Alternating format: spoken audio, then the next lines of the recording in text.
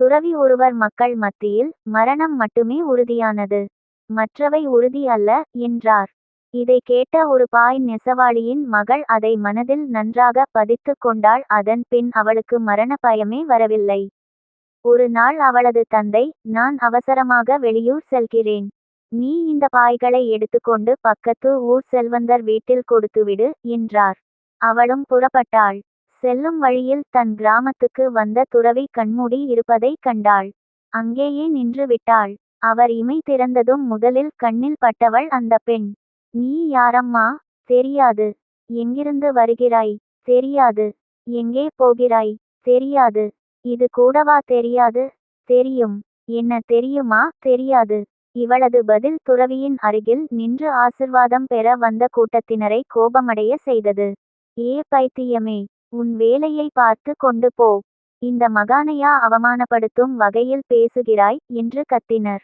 துறவி அவர்களை அமைதிப்படுத்தினார். ஏன் ஆத்திரப்படுகிறீர்கள்? என் கேள்விகளுக்கு அவள் சரியான பதிலை தான் சொன்னாள். நெசவாளியின் மகள் என்பது அவளுக்கு தெரியும். ஆனால் அந்த நெசவாளிக்கு மகளாக இவளை யார் அனுப்பினார்கள் என்பது அவளுக்கு தெரியாது. எங்கிருந்து வருகிறாய் என்றால் தன் வீட்டில் இருந்து என்பது அவளுக்கு தெரியும். ஆனால் இந்த பூமிக்கு அவள் எங்கிருந்து வந்தாள் என்பது என் கேள்வி. அது அவளுக்கு தெரியாது. எங்கே போகிறாய் என்பதற்கு செல்வந்தர் வீடு என்பது அவளுக்கு தெரியும். ஆனால் நான் கேட்டது அவளது வாழ்க்கை பாதை எங்கே போகிறது என்ற அடிப்படையில். இது கூடவா தெரியாது என்பதற்கு அவள் தெரியும் என்றாள். வாழ்க்கை பாதை மரணத்தில் முடியும் என்பது அவளுக்கு தெரியும்.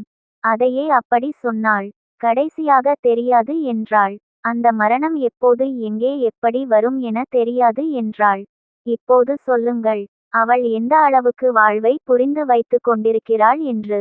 துறவியின் விளக்கம் கேட்டு கூட்டத்தினர் அவரையும் அந்த பெண்ணையும் பாராட்டினர். முற்றுப்புள்ளி.